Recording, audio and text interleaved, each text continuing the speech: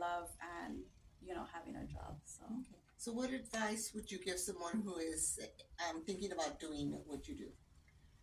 to just get started, start off by, watching YouTube videos, just doing it in your spare time. But pretty much, I think the biggest obstacle is ourselves. So just getting started and taking that first step is number one.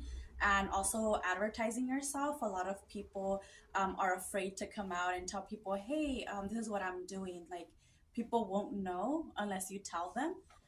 And you're your biggest like advocate. So people will know you for, if you're, for example, selling houses, they're going to know you as a realtor. And if you want to make that switch, you have to let people know, like, hey, I'm also doing this. Otherwise, they're always going to think about, what you're known for. So pretty much just get started and get the word out there, wear your own pieces, be your own, biggest fan. So that would be Awesome. my. I love that.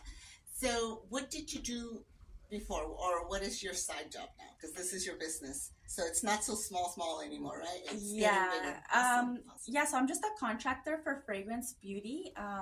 So yeah, that tends to be more of a contracting job.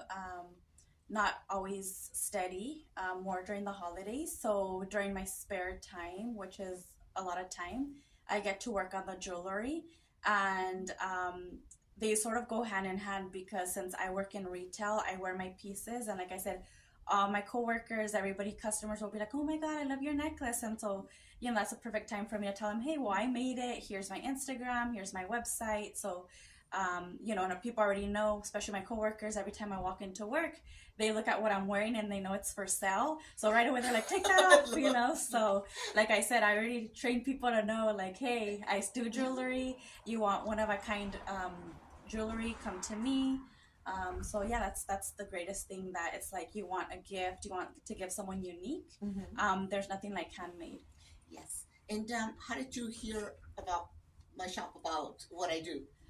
So the same thing, like I said, one of my customers, she came into the shop and she told me about, that you were looking for other vendors. So she thought about me. So that's why I love my customers, my clients. They always think about me, and when they see opportunities. So yeah, that's how I came in here on one of my days off. I was like, let me go check it out, and I actually walked out with a pair of earrings myself from your shop. Oh,